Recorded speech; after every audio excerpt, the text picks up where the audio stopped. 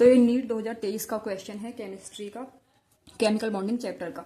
Amongst the following the total number of species not having 8 electrons around central atom in its outer shell is NH3, AlCl3, BeCl2, CCl4, PCl5। क्या पूछा है कि इन पांचों species में से कितनी species ऐसी हैं जिनके सेंट्रल एटम के चारों तरफ 8 इलेक्ट्रॉन्स नहीं है। क्या पूछा है, किनके चारों तरफ 8 इलेक्ट्रॉन्स नहीं है इन पांचों में से। मतलब क्या पूछा है कि कौन कौन सी इनमें से ऑक्टेट रूल को फॉलो नहीं कर रही है। ऑक्टेट रूल का मतलब होता है कि सेंट्रल एटम के चारों तरफ 8 इलेक्ट्रॉन होना चाहिए, ऑक्टेट रूल है। अगर उससे कम है तो हाइपोवैलेंट, वो भी फॉलो नहीं करती है ऑक्टेट रूल को। 8 से ज्यादा है तो हाइपरवैलेंट, वो भी ऑक्टेट रूल को फॉलो नहीं करती है। तो देखते हैं इन पांचों में से कौन सी कर रही है, कौन सी फॉलो नहीं कर रही है ऑक्टेट रूल को। सबसे पहले अमोनिया। अमोनिया का स्ट्रक्चर सबको पता ही है, ट्राइगोनल पिरामिडल होता है। अमोनिया में जो है वो 5 वैलेंस इलेक्ट्रॉन होते हैं, जिसमें से 2 ये हैं और बाकी 3 के साथ 3 बॉन्ड्स इलेक्ट्रॉन्स जो है वो हाइड्रोजन के साथ बॉन्डिंग कर रहे हैं। तो अमोनिया का ट्राइगोनल प्लेनर। अब हम देखते हैं सेंट्रल एटम के चारों तरफ इसमें कितने इलेक्ट्रॉन्स है। सेंट्रल एटम नाइट्रोजन है, तो नाइट्रोजन के चारों तरफ 1 2 3 4 5 6 7 8 इलेक्ट्रॉन्स हैं। इसका मतलब ये ऑक्टेट रूल को फॉलो कर रहा है। अब दूसरा देखते हैं, दूसरा इन्होंने गिवन किया है। दूसरा हमें क्या दिया है, AlCl3 एल्यूमिनियम ट्राइक्लोराइड। अब हम ये देखते हैं एल्यूमिनियम के कितने वैलेंस इलेक्ट्रॉन होते हैं, 3 वैलेंस इलेक्ट्रॉन। एल्यूमिनियम का जो स्ट्रक्चर होता है AlCl3 का वो होता है ट्राइगोनल प्लेनर। अब एल्यूमिनियम के चारों तरफ देखते हैं कितने इलेक्ट्रॉन है, 1 2 3 4 5 6 इलेक्ट्रॉन है एल्यूमिनियम सेंट्रल एटम के चारों तरफ। तो 6 इलेक्ट्रॉन है, इसका मतलब ऑक्टेट रूल को फॉलो नहीं कर रहा है। 8 से कम है, 8 से कम ही तो हमसे पूछा है, 8 से कम हो या ज्यादा हो ये पूछा है कि बस 8 नहीं होनी चाहिए, नॉट हैविंग 8 इलेक्ट्रॉन्स। तीसरा आप देखते हैं BeCl2 बेरिलियम क्लोराइड।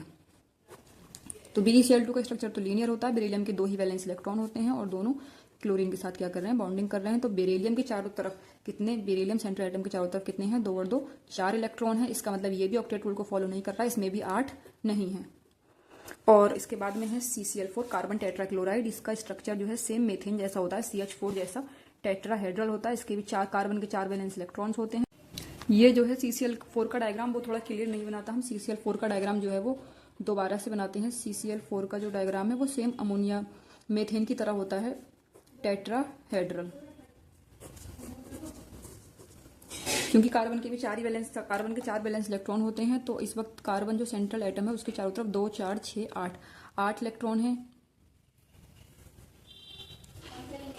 8 इलेक्ट्रॉन है। इसका मतलब जो है ये ऑक्टेट रूल को फॉलो कर रहा है। अब लास्ट रह गया है हमारा PCl5। अब PCl5 को हम देखते हैं उसका स्ट्रक्चर कैसा बनेगा। PCl5 phosphorus pentachloride. इसका जो स्ट्रक्चर बनेगा वो फॉस्फोरस सेंटर में,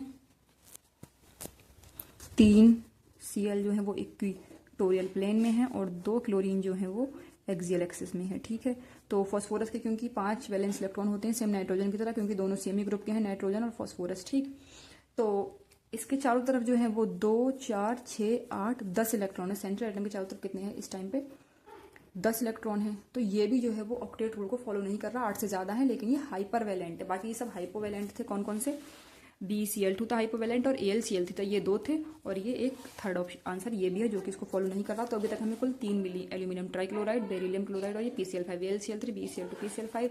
ये अमोनिया फॉलो करता है, ये नहीं करता है, ये भी नहीं करता, ये फॉलो करता है और ये नहीं करता है। तो इसका आंसर है ये चौथा वाला ऑप्शन 4, जिसमें ये 3 आंसर है। Option 4 is the correct answer for this question. अगर ये क्वेश्चन समझ आया हो तो इस वीडियो को लाइक करना and subscribe for more question practice.